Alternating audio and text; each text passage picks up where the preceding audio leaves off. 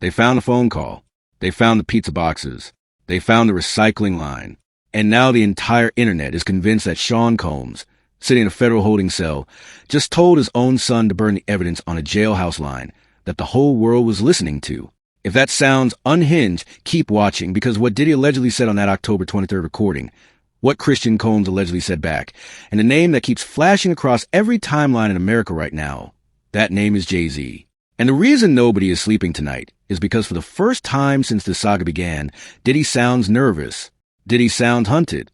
Diddy sounds like a man who knows the walls are already closing in, and Diddy is trying to move the furniture before neighbors see inside. So sit down, lock your door, put the phone on silent, because the next 20 minutes are going to rearrange everything you thought you knew about the biggest cover-up in modern hip-hop. Let me set the scene, because the scene matters. It is late October. Diddy is behind bars. Diddy's empire is on fire. Diddy's name is trending for reasons no mogul ever wants. And somewhere inside a federal facility, a phone call gets recorded. That is not a rumor. Federal jail calls are always recorded. Every inmate knows it.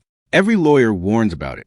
And yet Diddy allegedly picks up the receiver and says the words that TikTok is now playing on a loop. Get rid of the leftover pizza boxes. Recycle the plastic like we talked about. Did Jay reach out yet? Nah, bro, he ghosting. Read those sentences twice. Then read them a third time. Because on the surface, that is a father asking a son to tidy up the kitchen. But this is not a father. This is Sean Combs. And Sean Combs does not call his son from federal custody to talk about Domino's crust and blue recycling bins. Sean Combs calls his son to move pieces on a board that only Sean Combs can see. The internet did what the internet always does. It went straight to Pizzagate. It resurrected the 2016 theory that everyone spent years telling US was dead. It dragged JayZ into the frame. It dragged Beyonce into the frame. It dragged Oprah, Ellen, Tyler Perry, Harry, Meghan, and half of Hollywood into the frame. And normally, that is where a responsible person says, slow down, this is nonsense. But here's the part nobody wants to admit out loud. Pizzagate got weaponized in 2016 precisely so that when a real recording surfaced years later, nobody would be allowed to talk about it without being called crazy. That is not me guessing. That is a former prosecutor on national television saying the quiet part with a straight face. The taboo is the shield. The mockery is the moat. And Diddy, allegedly, has been walking across that moat for 20 years while everyone laughed at the drawbridge. Now let me get into the mess nobody else seems to catch. Because everyone is focused on the pizza box line. But listen to what Diddy allegedly says next. Diddy allegedly tells Christian that everybody out there is quiet as something you cannot say on YouTube. Diddy allegedly says we are going to let them have a little fun. But Diddy is still going to have the last laugh. Diddy allegedly says the lawsuits are not worth nothing because Diddy allegedly does not have anything in Diddy's own name anyway. Stop. Rewind. Play that back in your head. Diddy is telling Christian on a recorded federal line that the assets are hidden, that the lawsuits cannot touch Diddy because nothing is in Diddy's name, that everyone on the outside is too scared to speak, and that Diddy plans to laugh last. Does that sound like a man begging for a plea deal? Or does that sound like a man who believes Diddy still has leverage that nobody has seen yet? Because leverage in this world has a name. Leverage in this world is tape. 250 cameras. That is the number former bodyguard Gene Deal keeps repeating. 250 cameras allegedly wired through properties. Every hallway, every bedroom, every doorway, every angle. Diddy allegedly did not just throw parties. Diddy allegedly ran a surveillance operation dressed up as a party.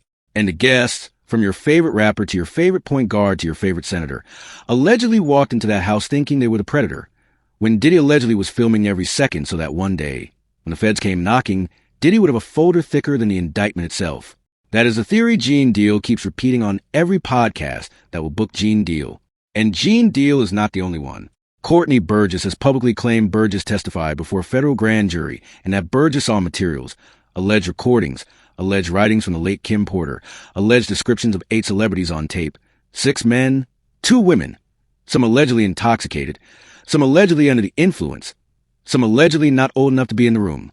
None of that has been proven in court. Courtney Burgess is a witness, not a verdict.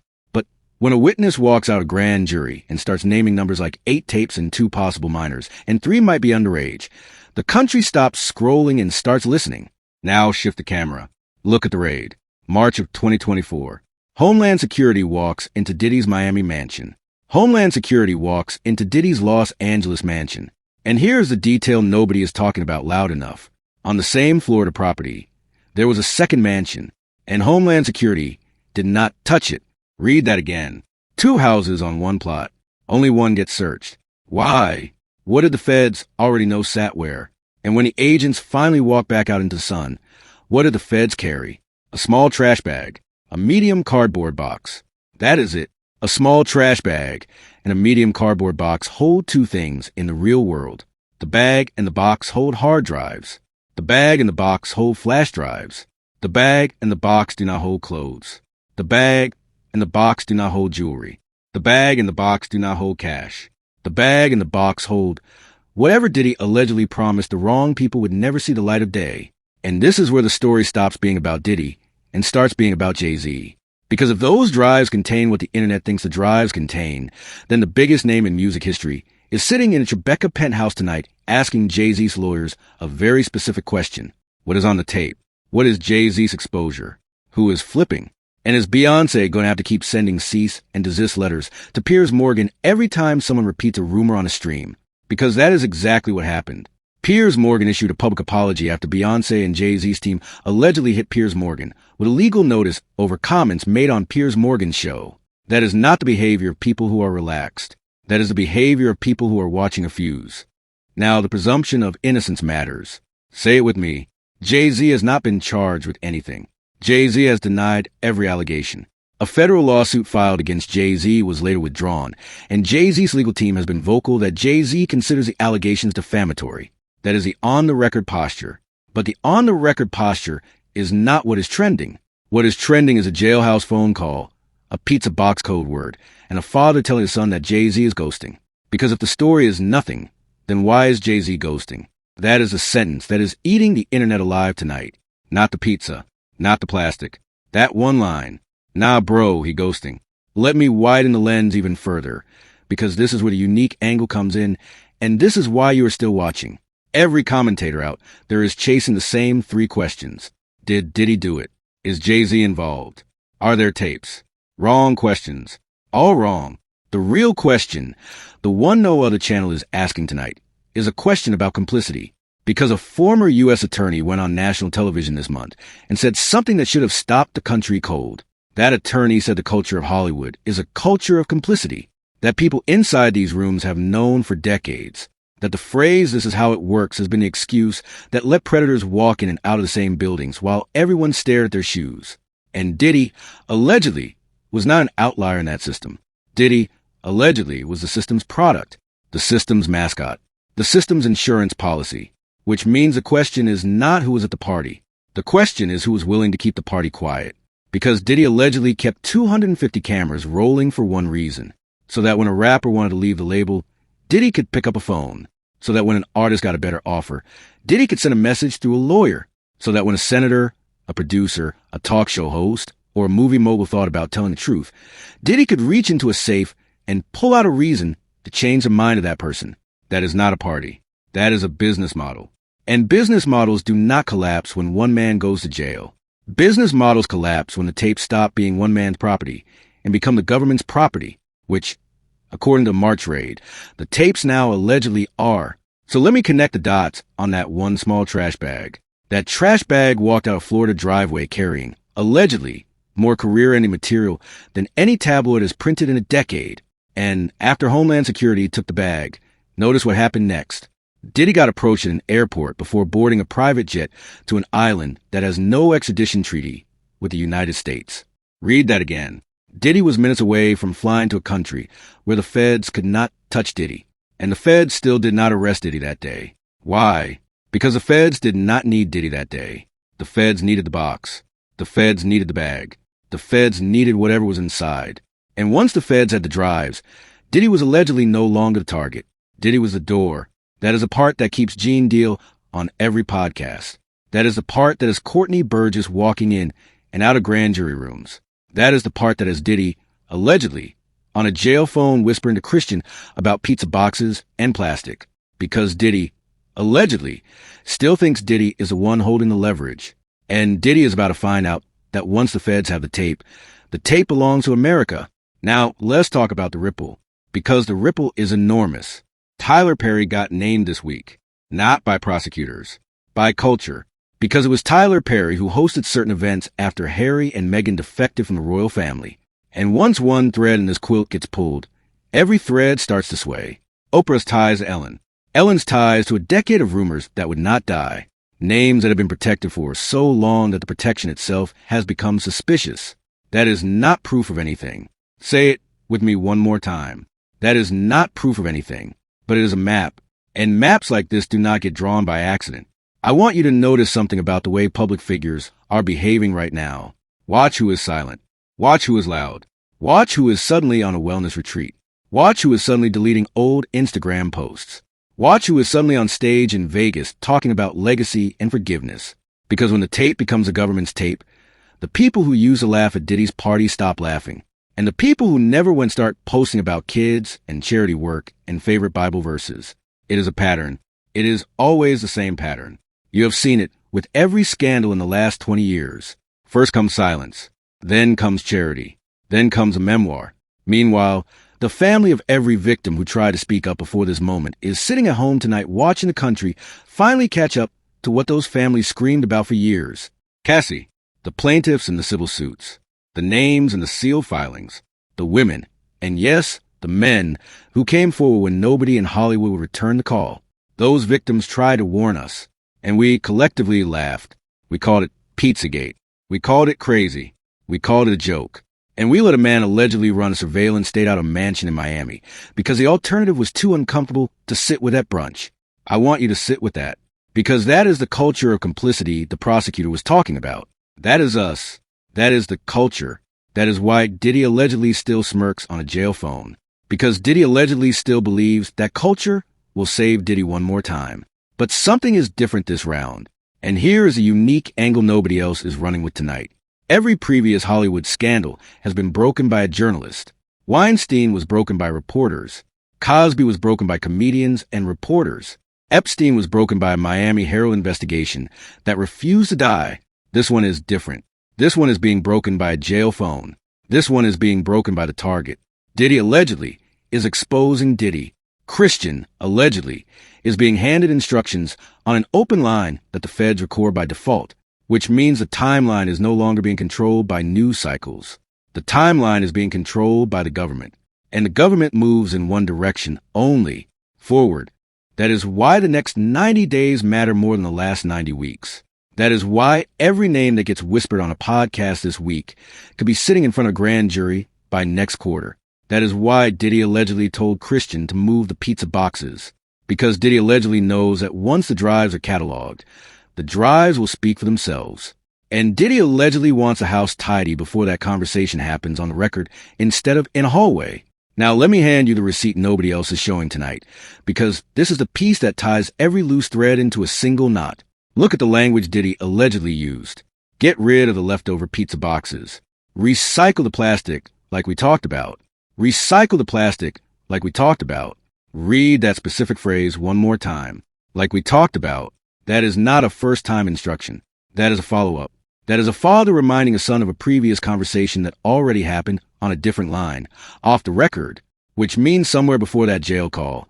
Diddy allegedly walked Christian through a checklist that Christian was supposed to complete. And now, weeks later, Diddy is calling from federal custody to ask if the checklist is done. That is not casual chatter. That is quality control. That is a boss verifying that a subordinate finished the task the boss assigned before the boss got locked up. And that single detail, the words like we talked about, is the reason the internet cannot let this recording go. Because those 4 words turn a coincidence into a chain of command. And chains of command have witnesses. Every previous conversation Diddy allegedly had with Christian about the same topic is now, technically, potential evidence.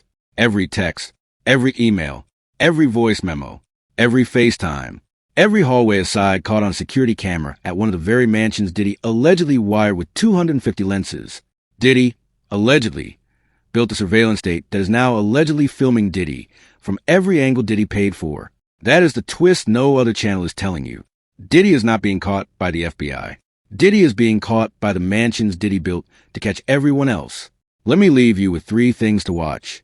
3 signals that will tell you which way this hurricane is turning. First signal, watch the second Miami mansion. The one Homeland Security did not search. If a second warrant drops on that property in the next 30 days, that is the government moving from evidence gathering to indictment building. Second signal. Watch Christian Combs. If Christian gets subpoenaed, that jail call becomes Exhibit A, and Exhibit A becomes leverage over Diddy. Diddy will suddenly have a very different tone. Third signal. Watch JayZ's public schedule, not the tour dates, the absences. Watch who JayZ stops appearing with. Watch who JayZ stops posting with. Watch who quietly slides out a group photo. Because in cases like this, the group photo tells you more than the press release. And I want to say this on the record. Every single thing you just heard is allegation, speculation, and public reporting on an active investigation. Diddy has denied wrongdoing. JayZ has denied wrongdoing. Tyler Perry has denied wrongdoing. Everyone named has denied wrongdoing. Nothing in this story constitutes a court finding. But the question was never whether the powerful would deny. The question is whether the tape will let those powerful people deny it.